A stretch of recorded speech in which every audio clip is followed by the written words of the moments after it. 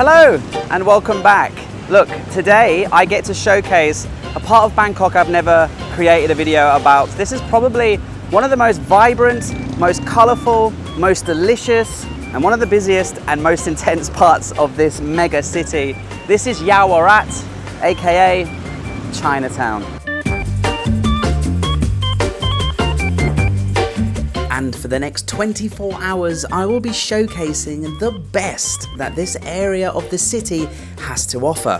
Where to stay, what to do, and what to eat, plus so much more will be covered in today's adventure. All of the locations in this video are linked in the description, so don't worry, because I've packed so much in today's video, you won't have to frantically try to save the locations in your phone.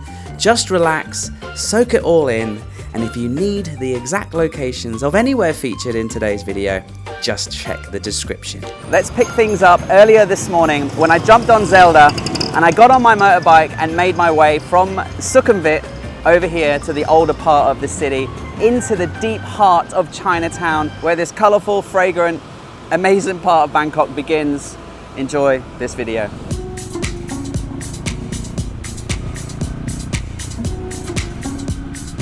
I have to say that driving my motorbike into Chinatown was a little bit hair-raising, to say the least. The traffic, the buses, the taxis can be quite intimidating. So if I were you, get the MRT, much more cheaper and less dangerous than getting on a motorbike taxi, or in my case, driving my little Honda into the heart of Chinatown.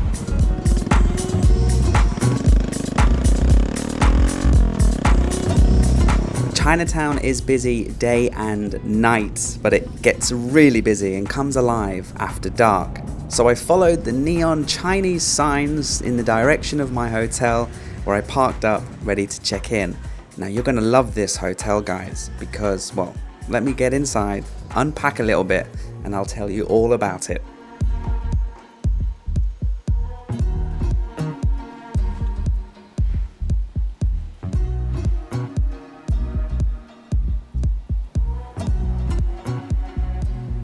Okay, so let's begin with the hotel. Now, any search on booking.com, if you go to Bangkok, search for any random date, the hotel that comes up on the homepage, the highest ranking in the app is this hotel here, just across the street from Chinatown. And it has incredible reviews, over 2,000 reviews, and an overall score of, let me just double check, it is 9.5. 9.5 on Booking. That's incredible. Rooms start at 675 baht. That is probably for one of their dorm rooms. They do have dorm rooms if you are a backpacker or a budget traveler. But if you want a little bit more space and a bit more privacy, then I paid just over 3,900 baht for this beautiful room.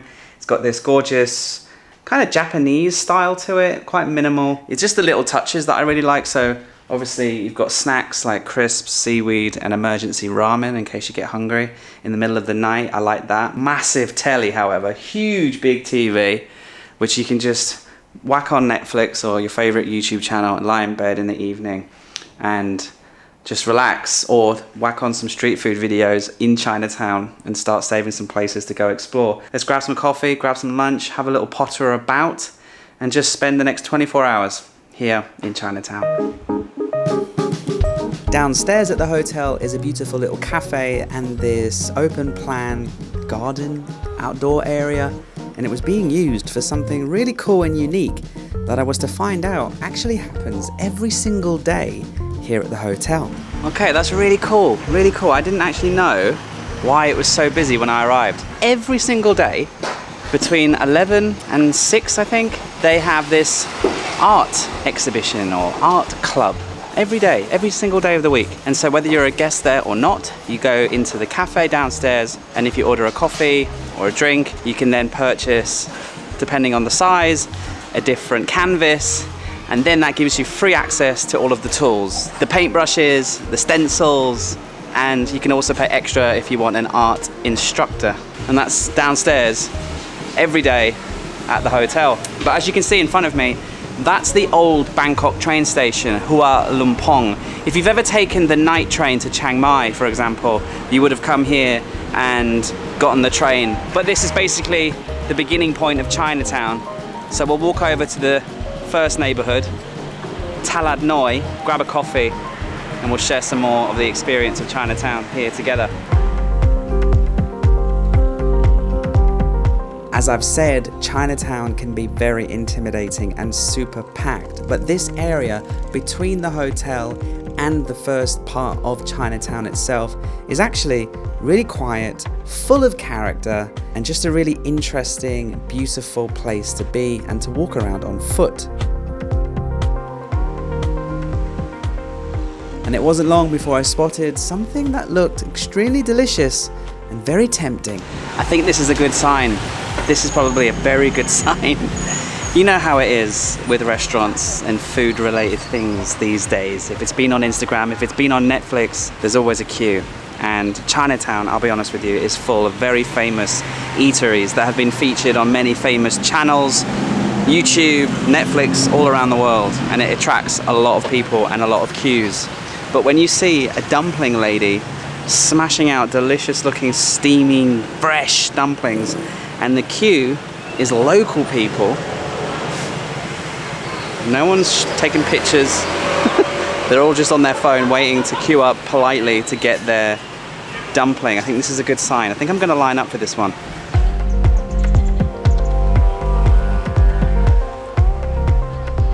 So yes, as you can see, this queue was just full of local people who were in the mood to grab their lunch, but this queue, I think, had just sprung out of nowhere. I don't know about you, right? Are you the type of person that if you see a long queue, that means it must be good, let's queue up? Or are you the kind of person like me, this is what I do, you see a long queue and you say, I'm not queuing up for that. This lady right here, she just drove up on her motorbike. She saw the queue and she went, oh my God, what's going on? So I don't think it's usually this busy. So what she's doing so that she can get her dumplings quicker, she's actually helping her by putting in the sauces into the bags and doing the elastic band thingy, just so that the queue can get dealt with quicker. And then she can get her dumplings.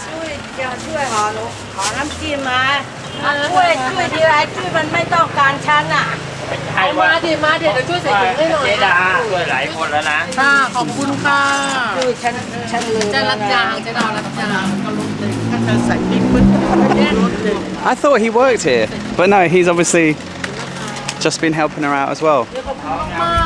And now that lady who was upset about the queue is actually helping as well.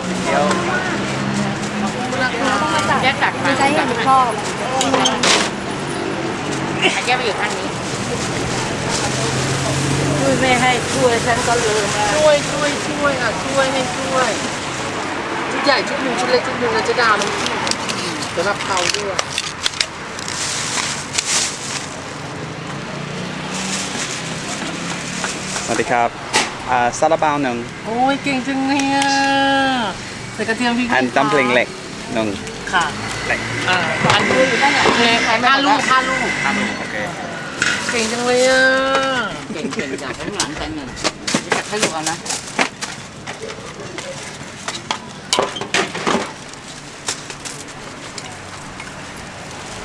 อร่อยไหม จริงเหรอ I have no idea if it's always like this. It's not on Google Maps, guys, but I will leave a pin in the description if you want to come and check the beautiful ladyboy with the beautiful dumplings street food vendor. I don't know if she's here every day, I don't know anything. Seeing the locals getting off their motorbikes and helping out just so that she can have a bit of a break and get through the queue quicker, and then in turn they can get their food faster. I think that was really cool and very, very Thai.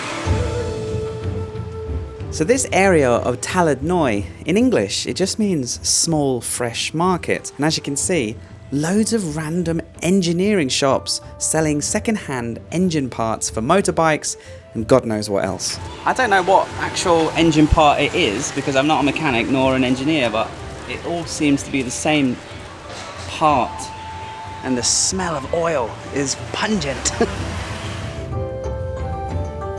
This area is not that far away from Khao San Road, guys. So if you are just stuck on Khao San Road, wondering, is this Bangkok? Get yourself down to Thailand Noi, walk around, enjoy the street art, enjoy the atmosphere, and get to know a part of the real Bangkok, away from all the noise, scams, and nightmares that you can have down on Khao San Road. Obviously, I live in Bangkok, and I have done for a few years now, but I live in the modern city. And I don't really come over here as much as I should, because every time I do, I just feel like I'm in the true Bangkok, if that makes sense. There's just no way to recreate the atmosphere here. The old wooden signs, everything's hand-painted, artwork and character, and little things on every little corner that remind you that this really is one of the most unique, one of the most beautiful parts of Bangkok. I was desperate to eat my dumplings and my delicious looking salabao, but right next to this rusty old car, I saw this sign that tempted me in and promised me some delicious hot chocolate. Inside this disused, rundown brick building full of other engine parts was this Perspex box and a couple of Thai people selling hot chocolate. I decided to get the iced chocolate because it was boiling. I wasn't expecting to have iced chocolate, but it smells delicious. So no coffee yet. Now we can finally try these dumplings. They're actually covered in chili, so make sure you ask for no chili if you don't like spicy. Let's give this a try. Still warm. Delicious. Absolutely delicious. Yeah, delicious, still soggy, still warm, drenched in chili. I rate these dumplings extremely highly and definitely worth queuing up for. Hello, man.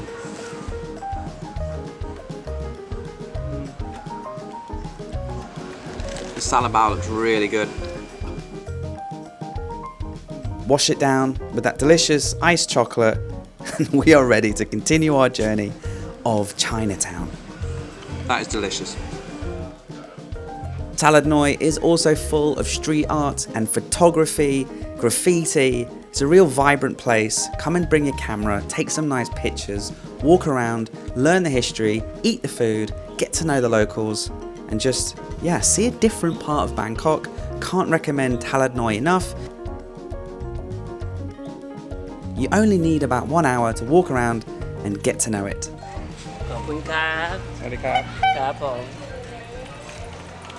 When you leave Thailand Noi and you walk towards Chinatown, you'll reach this big red archway just in front of this beautiful Thai temple, which, by the way, is very worth going into.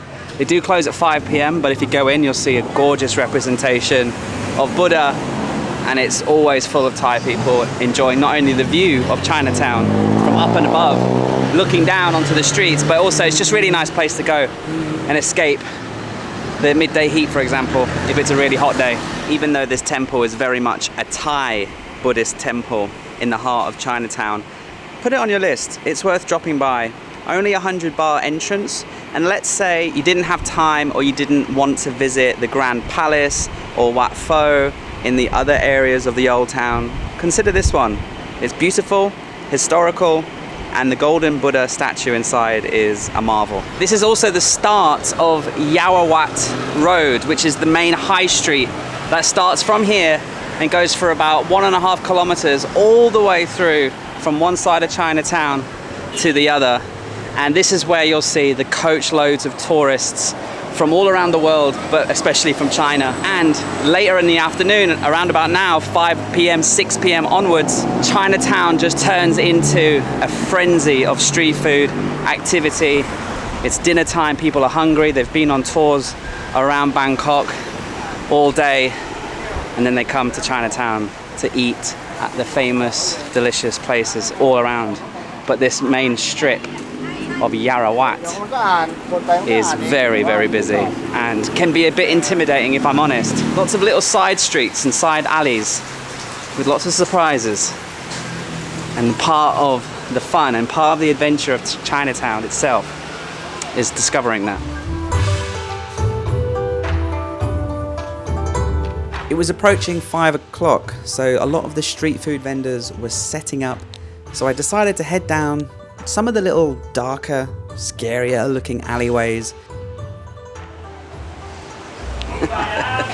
As you can see, they're still setting up, but a few of the restaurants, the ones that have been featured heavily on Netflix documentaries, were starting to get long queues already. This is one of the many restaurants that come very recommended, have been featured all over the place and have a queue all day. Is it worth it? I don't know. I've already done my queuing for food today. I thought I could smell jackfruit. This might look like durian, but it's not. It's jackfruit. Sawadee. A quick message from today's sponsor, Squarespace, and for someone interested in making a website, it's never been easier to build one using Squarespace, especially with their brand new feature, Blueprints. It uses AI, and I actually can't believe how good it is. I wish I had this before I built my website. Basically, you just answer a few very short questions. Let's say, for example, you're a musician and you want to build a website to showcase your music and your videos, and then hopefully get some leads and get some bookings at events and concerts or festivals. Building a website will just elevate you and your brand to the next level, and using Squarespace, it's never been easier to do so. Go to Squarespace today and build the website completely for free, okay? And then when you're happy with it and you're ready to go live, go to this link, squarespace.com/Paddy Doyle, and then you'll get 10% off your first website or domain. Just off the main street of Yarawat, right, is another area called Wat Mangon, and I actually recommend that you go to Wat Mangon because it's the biggest, most famous Chinese temple here in Chinatown. Wat Mangon meaning dragon temple, and free to enter, worth going in because beautifully decorated and lots of giant wooden statues, I think they were, of titans. Very cool. All the Chinese imagery, and they had aircon on, which was a nice break from the sweaty back streets of Chinatown. And just behind Wat Mangon is a very famous curry and rice shop here. You want to come here and sit down on a chair, no tables, and you go up and you choose which curry you'd like. I went for red curry with beef and some rice and what looks to be like a deviled egg or something. So very cheap, very affordable, and I think because it was featured, this place particularly was featured in Netflix in one of their street food shows, it is very busy. Luckily, right now, it's not that busy, and it's in this little alleyway with small businesses and people hanging out their laundry at the back of their houses. Very charming, but is it worth coming here for the food? Let's have a taste. I do love red curry, and I haven't had one for ages.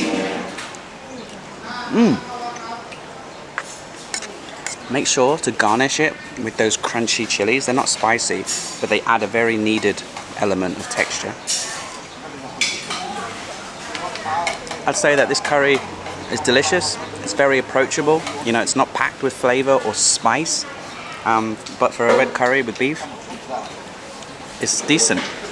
Let me try the egg. Looks scary, but trust me, it's delicious.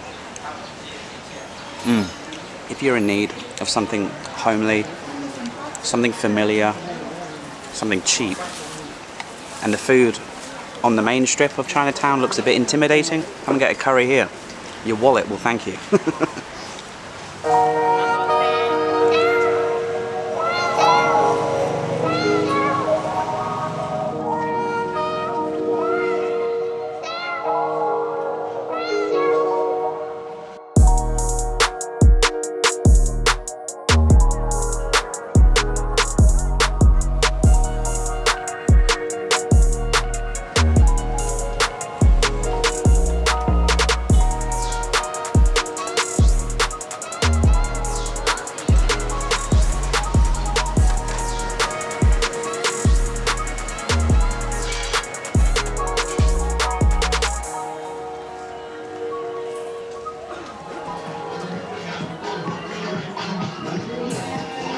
Cheers, big ears. It's a good little spot, this. Not only is it buy one, get one free, but it's just a nice place to sit down and observe the chaos instead of being in it. And there's a little bar across the street, or some kind of noodle joint. I'm not quite sure what they're selling, but they're playing nice, quiet, peaceful music. It just feels nice. This is exactly what I wish Khao San Road was actually like. You know, music, but not something that blows your eardrums out. Just be able to sit and relax and just watch the world go by.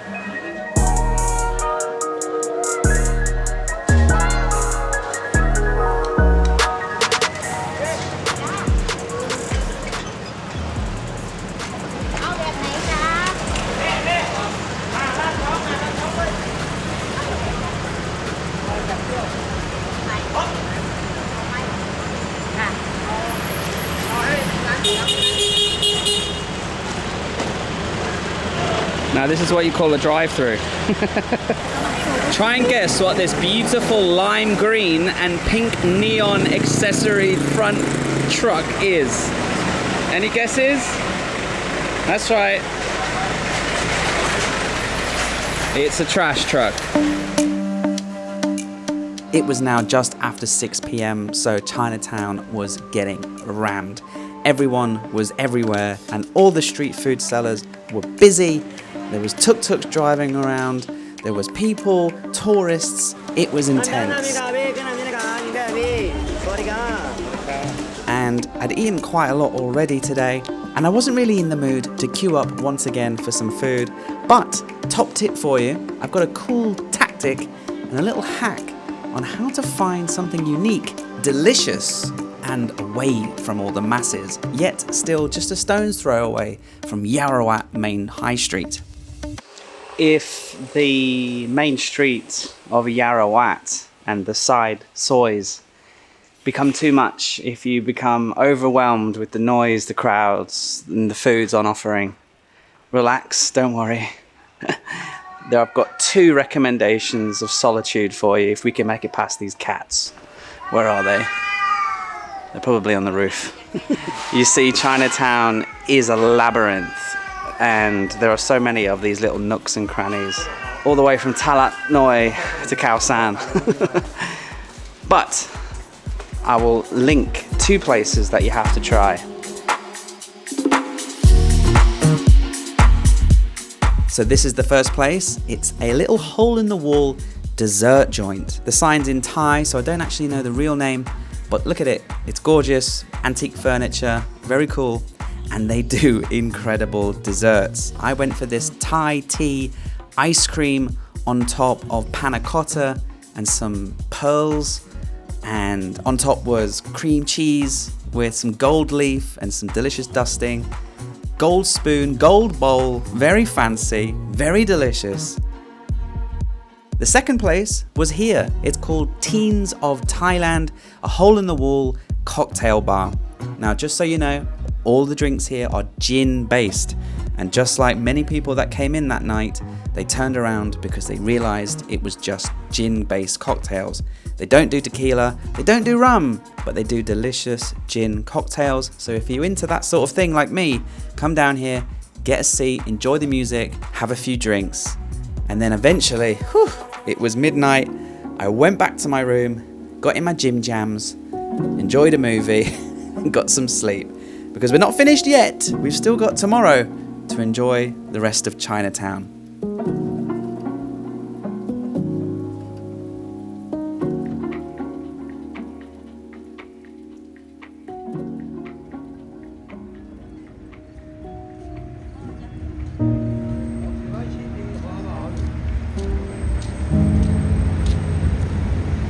Early next morning, it was a beautiful morning, and my good friends Gary, the roaming cook, and my friend Joe Perilla decided to come and meet me for breakfast. They wanted to showcase some of the delicious food available at breakfast time in Chinatown. Since my hotel was right by, and since Gary knows everything about the best places to eat street food in Bangkok, how could I say no? And it was a great alternative to the free breakfast at the hotel. Alright guys, so first stop I've taken you down to a 60-plus-year-old banh mi egg noodle shop down off the main street in Chinatown, off one of the main streets in Chinatown. Unless you walk down this alleyway, you wouldn't even know it was here. So why I love this place so much is because it does a classic dish, egg noodles and pork, but it's not the typical barbecue red pork where it's sweet and bright red coloured. It's stewed pork, and they've got a lot of pork stew in there. I'd say about 10 kilos there, sliced up nice, handmade noodles, handmade dumplings, just pork dumplings and a little bit of greens. So I'm going to dress these up to my liking, because I've been here before, guys, so I don't really need to taste this before I go in. So we're going to go in with a little bit of chilli, not too much, because it's breakfast, of course, and I'm not sure if these boys can handle it. So I'm going to put a bit of that on, and that's going to cut the sweetness of this one. And then this one's very simple, bit of lard and garlic and some chilli. So now I've cut that sweetness. Hopefully Joe will stop moaning. Yeah. This is my friend Joe Parrilla, by the way. Hello. He's a very handsome man, and he loves Chinese food just as much as me and Gary. Who doesn't? What are you saying? Are you enjoying that? Well, I must admit, when I first tried it, it was a bit sweet. But now he's pimped it up, it's now right up my alley. So Right up your soy. Yeah, good. Yeah, it's great. Especially if you've got a little hint of a hangover from drinking gin cocktails. Do we know anyone? That was me last night. I think it's a bit of a basic thing to say, but if you're new in Bangkok or new in Thailand, when I was first here, I used to think this is something to avoid. You know, you hear avoided stuff sat on the table. I used to think that, oh, it's just sat there, and I know it's just condiments. But using the condiments has totally changed this dish for sure, Yeah. and has taken it up levels. For me, it was too sweet, it was hiding the pork flavour, but now it brings everything out. Definitely get on these when you're in Thailand. Your channel, Gary, taught me how to season food in Thailand. I saw you shout me out on a video actually about that, so thank you. Yeah, because like, I would just get a bowl of noodles like this and I would just eat it. Yeah. And then I would watch your videos and you'd be like, a little bit of this, a little bit of that. You mix it up and then you try it and then you go back and you keep seasoning it. And I was like, oh, I didn't even know what these things were. Yeah. Now the problem is doing it before you try it. It's like automatic. Yeah. But Where are these dumplings, Gary? There we go. That's delicious. I knew you'd like that. That's why I brought you here for the dumplings. That's delicious.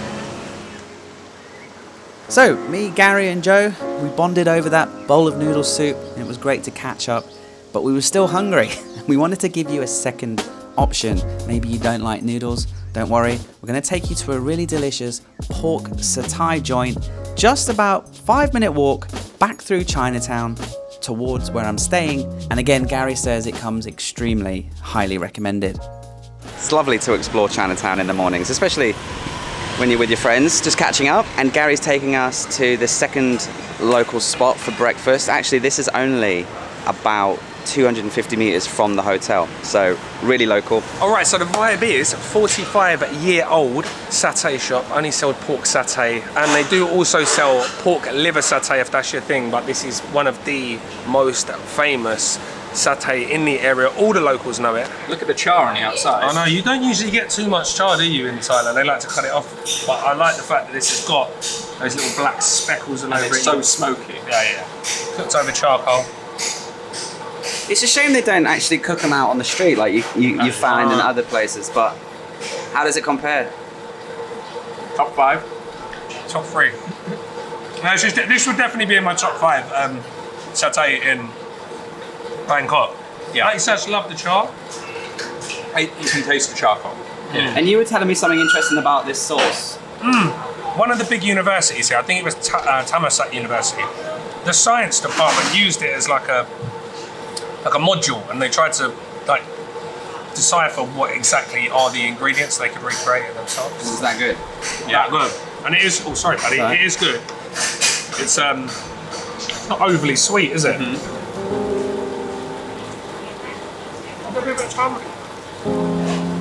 sure.